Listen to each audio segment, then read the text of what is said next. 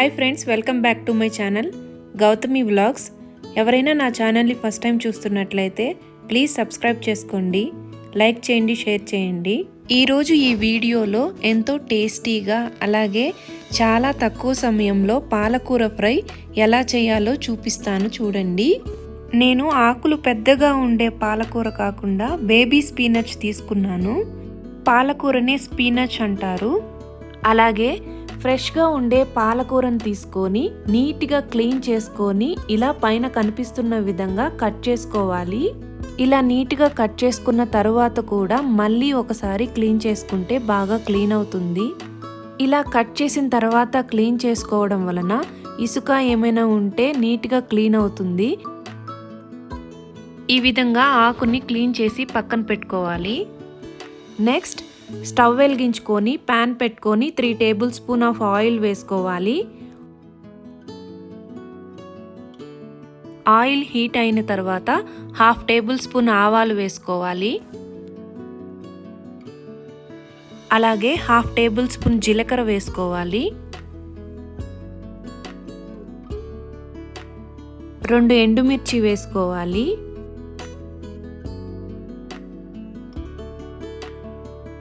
Cut చేసి పక్కన పెట్టుకున్న 3 పచ్చిమిర్చి వేసుకోవాలి.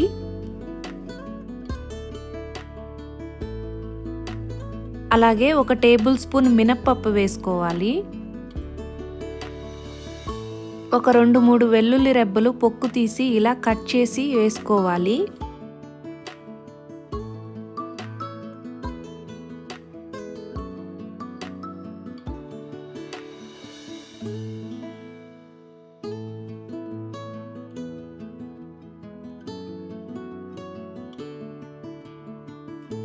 ఇవన్నీ ఒక 2 మినిట్స్ ఫ్రై చేసుకున్న తర్వాత కొంచెం పసుపు వేసుకోవాలి.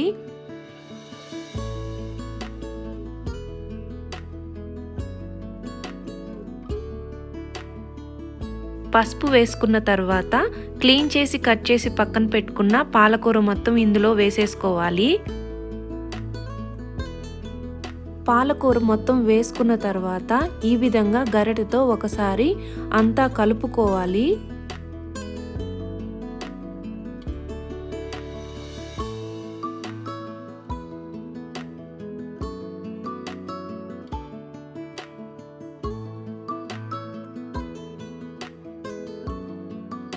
పాలకూర ఫ్రై చేసుకునేటప్పుడు స్టవ్ దగ్గరే ఉండి అప్పుడప్పుడు కలుపుకుంటూ ఫ్రై చేసుకోవాలి.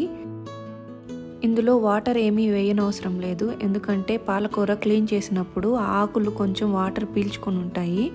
ఆ ఆకులన్నీ ఉడికే కొద్దీ వాటర్ అన్నీ రిలీజ్ అవుతూ ఉంటాయి.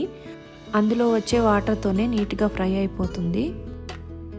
కొంచెం సాల్ట్ వేసుకోవాలి.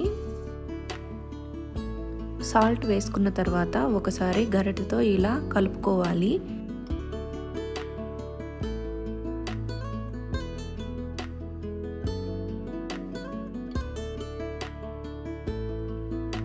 పాలకూర ఒక 5 మినిట్స్ తర్వాత ఇలా కలర్ చేంజ్ అవుతుంది. ఇలా వచ్చిందంటే ఫ్రై అయినట్టు, 1/2% ఫ్రై అయినట్లు. ఇంకా కొంచెం ఫ్రై చేసుకోవాలి. నీట్గా అక్కడ మిడిల్లో కనిపిస్తున్న వాటర్ కూడా కొంచెం కూడా ఉండకూడదు, నీట్గా ఫ్రై చేసుకోవాలి. పాలకూర ఈ విధంగా ఫ్రై అయిన తర్వాత ఒకసారి టేస్ట్ చేసి చూడాలి, అంటే ఉడికిందా లేదా అని, ఇంకా పచ్చివాసన ఉందా పోయిందా అని ఒకసారి చూసుకోవాలి. ఇలా నీట్గా ఫ్రై అయిన తర్వాత ఒక 1/2 టేబుల్ స్పూన్ ధనియాల పొడి వేసుకోవాలి.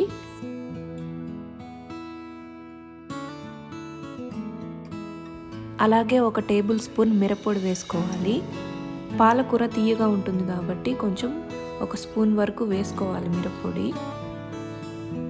సాల్ట్ అలాగే పసుపు ముందుగానే వేసుకున్నాం కాబట్టి మరోసారి సాల్ట్ సరిపోయిందా లేదా అని చూసుకొని కొంచెం వేసుకొని ఒకసారి గరిటెతో ఇలా అంతా నీట్గా కలుపుకోవాలి.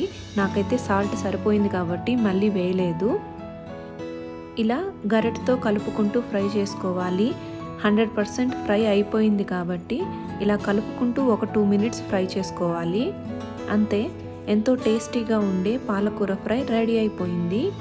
2 మినిట్స్ తర్వాత స్టవ్ ఆఫ్ చేసుకొని బౌల్లోకి సర్వ్ చేసుకోవడమే. అంతేనండి, పాలకూర ఫ్రై రెడీ అయిపోయింది. ఎంతో టేస్టీగా ఈజీగా ఎలా చేయాలో చూశారు కదా. మీరు కూడా మీ ఇంట్లో ఈ పాలకూర ఫ్రై రెసిపీ ఎలా చేయాలో ట్రై చేసి టేస్ట్ ఎలా వచ్చింది అని కామెంట్ చేయండి. అలాగే ఈ వీడియో కానీ మీకు నచ్చినట్లయితే ప్లీజ్ సబ్స్క్రైబ్ చేసుకోండి, లైక్ చేయండి, షేర్ చేయండి. Okay friends, see you next video.